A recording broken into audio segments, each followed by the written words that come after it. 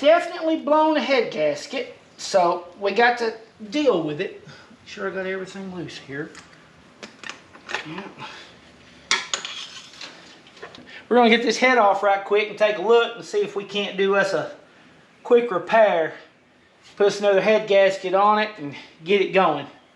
This is that Honda D17A1 engine. This is the worst engine apparently that Honda ever made. I did a little research and apparently everybody hates this thing, but it's what we've got in our front wheel drive race car. And we are not going to take and put a VTEC or a 2.0. We're not going to go and buy an engine or anything. We're going to race this thing. Blow the head gasket. So I am just down and dirty, quick. Going to do this, you know, the simplest, least expensive way. Get this head off. See if we can't get her patched up, get a head gasket on it, get this thing to running where that we can get some more laps out of it. Because I hate the idea of taking a motor that there is absolutely nothing you can do that will improve the performance on this engine. I don't want to put any more money in this thing than I have to.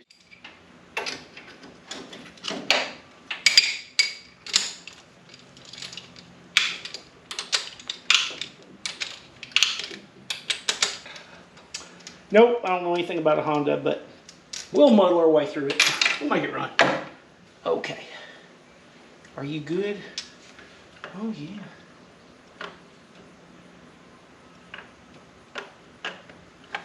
And then, yeah, you definitely, yeah, there we go. Set this out.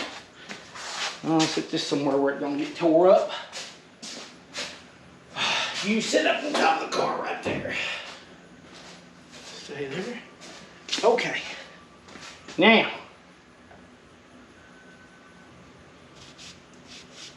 ooh, I gotta do a better mark than that, that's for sure.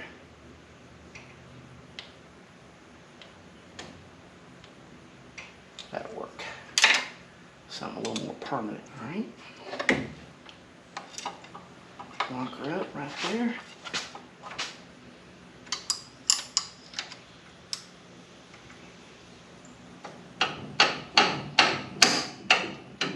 Goes. Probably a torque number on that I'm going to need to look up. We'll deal with that when we put it back together.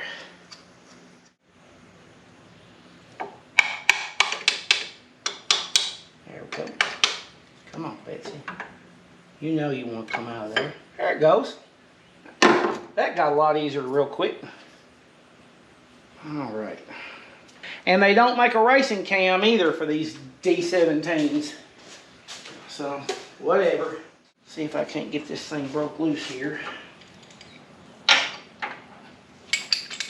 All right, what do we got here? Let's start. Oh, yeah. There's that one.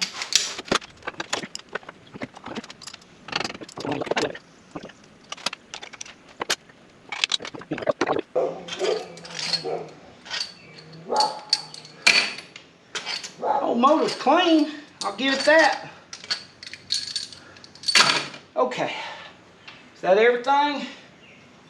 It looks like everything. Oh, we got a bracket. Well, that bracket's okay. Oh, yeah, she's loose. She's loose. I got a cover on the front that's going to slide up out of, I think. No, that cover comes with it. That's okay. Oh, I need to get this out of the way. Sit you right there. All right. You good? You ready to go? All right. Come up out there and go pour this oil out. It looks like she might have been puking up in here. It's a lot. It looks like a lot of fire has gotten up in around here. It's like it's not one spot. It looks like it's just everywhere.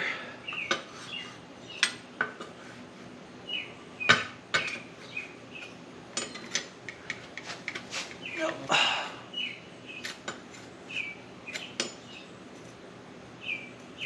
She ain't bad though. It ain't terrible. It ain't terrible. I believe we can clean her off and make her work, guys. All right.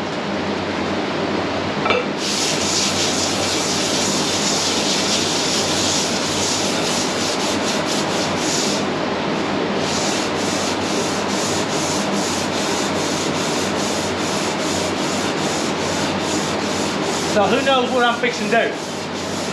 Y'all probably got an idea, right? Some of this budget machining.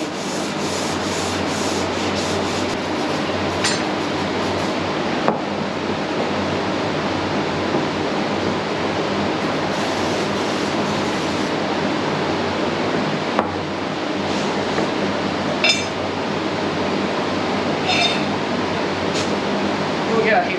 Got some 180, got some 400. Put a little 180 on here first.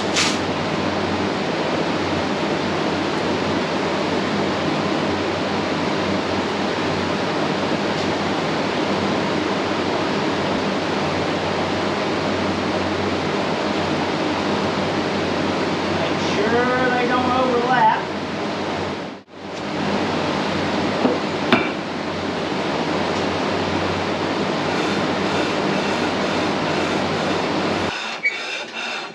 I know some of y'all are going to absolutely smoke me in the comments over this. So, I'm going to defend myself. D17A1 engine worth a good hot $100 running. You know, not the car we're wanting to race. We're in the process of raising money to put Rachel back in the Camaro. I'm trying to put this Hummer back on the track for less than $200. So, this is absolutely the right move for me. And I'm just going to tell y'all, if it doesn't work, here's how I feel about it. If for some reason I mess this up and don't get this engine to do right, I'm okay. I'm okay with it. I would not have had machine work done on this engine. So the alternative would be me scrapping this engine out. So it's a $200 gamble. But basically, that's just gaskets, you know. I mean, I did buy like a good Felpro, and I wanted to go ahead and get the seal for the cam and valve cover and stuff like that. So, you know, I bought a couple of different things. Plus a new set of spark plugs and everything. I think, you know, like the total order was like $200 for all of it. So, yeah, it's like, okay, the alternative was scrapping it. If I had, you know, an expensive engine, had a lot of money in it, and was trying to really do it right, and I was going to like fully rebuild it, yeah, I'd probably take this to Robert Hughes and ask him to mill it off for me.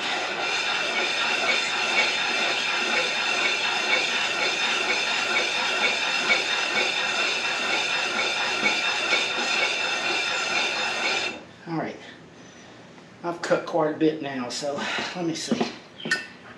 Ooh. She definitely had her a gap right there. I mean, she had her a gap. We just about got the fire ring. As long as I get the fire ring, I'm not worried about the rest of this. The gasket to get all of this. I want a clean fire ring the whole way around. Ooh, look. There's a little bit right there and a little bit right there. That's probably where it was coming from. But once I get them two spots cleaned up, I'm not worried about the rest. Not in the least. But yeah, a little unconventional, but it ain't the first one that I've done, and it won't be the last. This is 180 right here. I got some 400 I'm going to put on there afterwards. I'm gonna dress it out with some 400 afterwards. We're working with 180 right now where we can get some cut going on it. Oh, this is going to be a little bit harder. This would be easier if I was to weld me a handle on it, but the problem is if I weld, this is a machine piece of steel. It's old, but it's a 3/4 inch piece of 8 inch, and it's machine steel, so I know it's flat. And I want to use just a great big piece like this because you can guarantee it absolutely getting flat by doing this. Because, you know, if you do a hand movement with a small block, well, it's how many strokes you put here, how many strokes you put there, and you're just having to take a straight edge and just constantly check and check and check. And like this, it's like if the surface is flat, well, you just have to, all you got to do is just keep on until everything cleans up, you know you're done. But here's the downside. If the motor was out and I had it all apart, of course I could just get big swaths across it and it'd be easy. But you know what? Again, this is just get by shade tree mechanic stuff. I will sit here and take about an hour and I will just go back and forth 90 degrees to each other. And it'll take a while, but I'll get it clean. I just want to get them fire rings. Really all I'm trying to do is get them fire rings to start cleaning up all the way around. It's not as important because that's going to be a cast iron steel liner right there. So really the head is where the problem was, not the block. But I still want to clean that down all the way around. So, gonna take a while. We're not gonna put it all on camera, but I'll get it. I'll get it.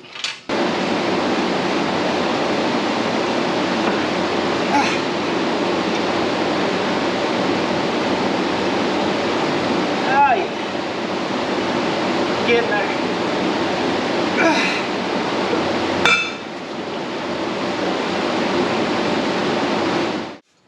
I'm good with the 180. Now I'm gonna take and put some 400 on there. I just about think I could have just done 180 and been good, but I got the 400, so I'm gonna finish it off with a little bit of 400.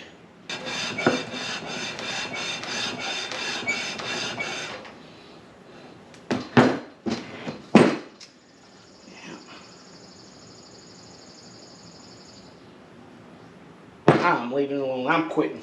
I'm quitting right there. Go ahead, gasket on it.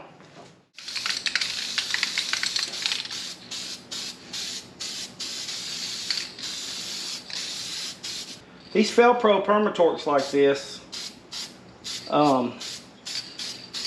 they got a rubberized coating on them. It's not really required, but it sure isn't hurt nothing. That's my rule. Get you on there.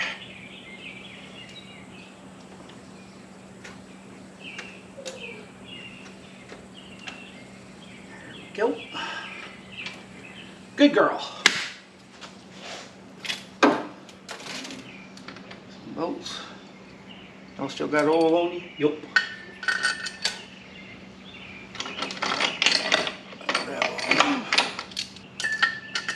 Keep trucking.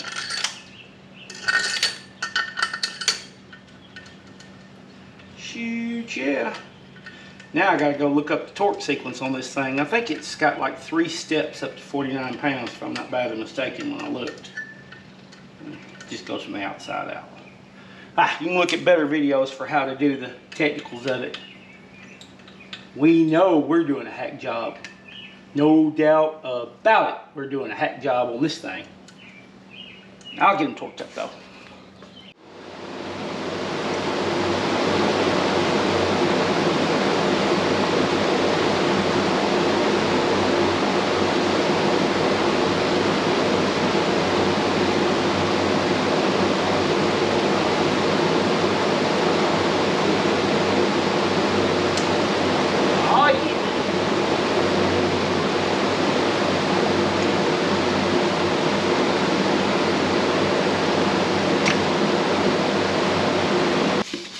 Put a little grease where these things will slide in there without no problem.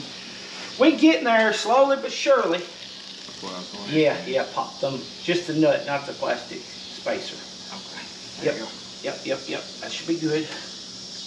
Try to get them in here. Yeah, we getting there.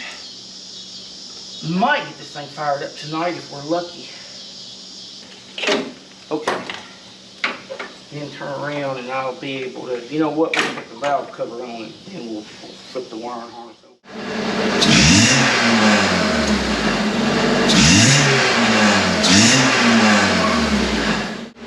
Alright folks, I guess this is going to be the track next race. I'll see y'all later.